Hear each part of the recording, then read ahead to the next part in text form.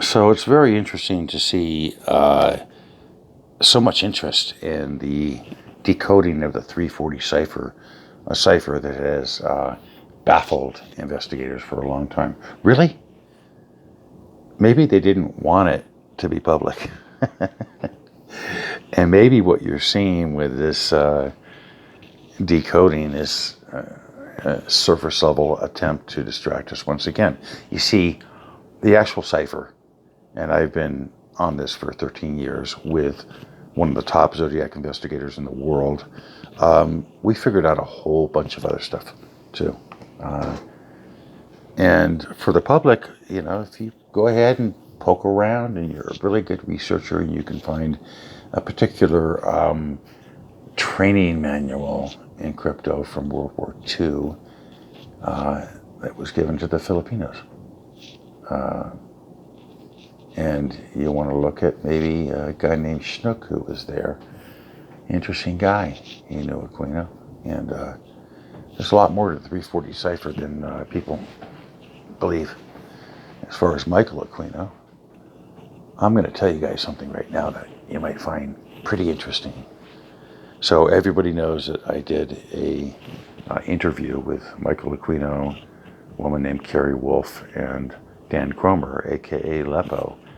And I was very nice. I thought I was polite to Dr. Aquino, and I asked him a couple questions, and he admitted, as part of the public record, he admitted the government was in on the Manson thing at the very beginning, and he was hinting or inferring that it got out of hand. But what people don't know is that I got a hold of Aquino's email, and I communicated with him on August 11th, and then had a phone conversation with him on August 12th. He got a bunch more info, and what people may not know is that he stopped communicating to the world by August 13th. His cancer had progressed so far that he couldn't see, he couldn't hear. I guess I may have been one of the last people to speak to Aquino while he was still functioning. And, interesting conversation. He got tired after around 10 minutes. But I had sent him a video of my music video saying, well, I'm just a musician, here it is. And he actually said, no, that's not you, that's Beethoven. And I said, no, it's me. And he said, no, I'm sure it's Beethoven, I've heard this before. And I just said, no, it's me. And he said, well, maybe my ears aren't so good. There are other components of the conversation that I'm not going to reveal because my friend is writing a book and he's going to put it in there. And I did preserve the emails, and I did preserve snippets of the conversation recorded. So that's going to be pretty interesting. You see, prima facie evidence matters. That's what counts when you're able to produce receipts.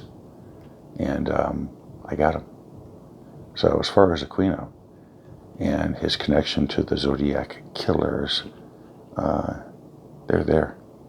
They're there. You just have to dig deep. And you will see that Aquino was not a great interpreter of Egyptian mythology. I kind of called him out on that. He believed that Set, Osiris's brother, was always a malevolent god. It's not true. If you go back to earlier dynasties in the antiquity of Egypt's history, you'll see that at one point Set was considered a rainmaker, a positive guy. A guy would, bring in crops and, resurrect fallow land and all that. But, by Ramses II's time, he ended up certainly being a bastard of a god. So that's sad. And I think that's where Aquino's focus was. You see, Aquino had been tied to Anton LaVey and the Church of Satan, bunch of bastards there too. Just like the Setians are bastards. These are evil people, straight up. It's, they're constantly causing wicked crises, they don't mind if they sacrifice people. It's true. And they've been tied to things. And you can tie them to, certain people in the Manson family. You can tie them to the Zodiac killings. You can tie them to unsolved murders in Kentucky, where Aquino was for a while. It's also in Germany, as we know. So there'll be stuff coming out in a book. And just so you guys know, I'm not making any money off the book. It's going to be under my friend's name. He's a professor, very smart. He's really turned out to be the leading Zodiac researcher on the planet, in my opinion. And he's wonderful. I just sent him something last night, and he was blown away.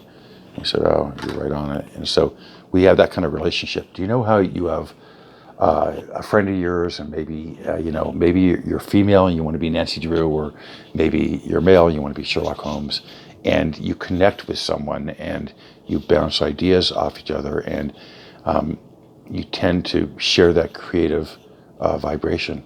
So that's what I have with my friend, the professor. It's great. It's wonderful.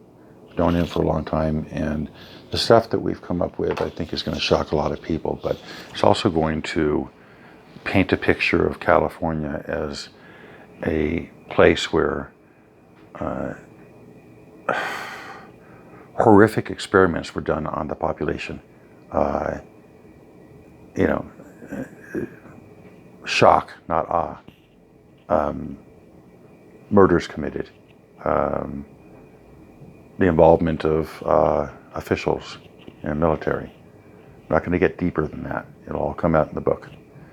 And I'm not writing the book. All I'm doing is I'm a contributor and fellow investigator. But, you might want to really dig into Aquino at this point and start to see where he was stationed. Start to see where he lived, and see if you can find any unsolved murders, people missing, because what Aquino did was he would recruit people who had the propensity to murder. That was part of his superpower, if you will. He was not a dumb man, and even as a dying man with less than 3 weeks left to live, when he spoke to me, he was confrontational at points, although exhausted. And I got my questions in, and I don't think he liked them one bit. But I also know that his mortal coil was shrinking, and he was going to face what he had to face, which is judgment. Over and out.